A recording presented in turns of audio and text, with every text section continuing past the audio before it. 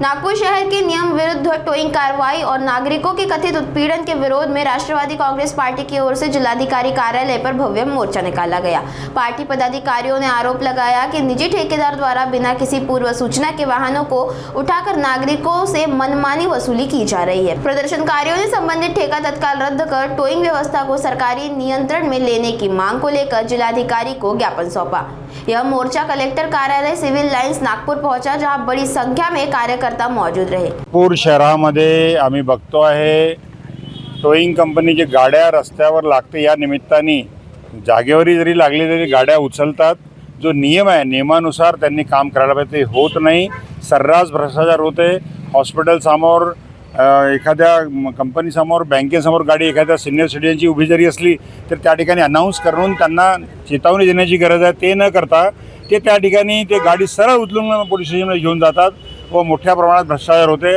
आमची मागणी आहे की हे लवकरात लवकर बंद व्हावं व हे प्रायव्हेट कंपनीला जे त्यांनी कॉन्ट्रॅक्ट दिलेला आहे तो कॉन्ट्रॅक्ट संपुष्टात सरकारतर्फे गव्हर्नमेंटच्या अथॉरिटीने यावर काम करावं असं आम्ही याकरता निवेदन देण्याकरता आम्ही कलेक्टर साहेबांकडे गेलो होतो। त्यांनी आम्हाला रिस्पॉन्स दिला। त्यांनी 3 दिवसानंतर एक मीटिंग कॉल केली आहे त्या लोकांची व त्यांनी यावर ताबडतोब निर्णय घ्यावा व या भ्रष्टाचार करणाऱ्या कंपनीला शहरातून बाहेर करावं अशी आमची मागणी आहे।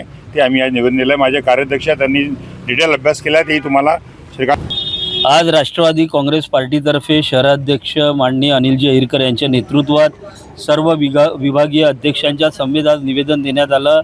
नागपूर शहरामध्ये नो पार्किंग झोनमधील गाडी उचलण्यासाठी डिको फर्म या कंपनीला महानगरपालिका आणि पोलीस विभागाकडून ट्राय पार्टी ॲग्रीमेंटने काही नियमावली सकट कॉन्ट्रॅक्ट करण्यात आला होता, परंतु सर्रास नियमावलीचं उल्लंघन करून डिको फर्म कंपनी गाड्या टार्गेट म्हणून उचलण्याचं काम करते आहे। टार्गेट कंप्लीशनच्या दृष्टिकोनातनं काम करत आहे।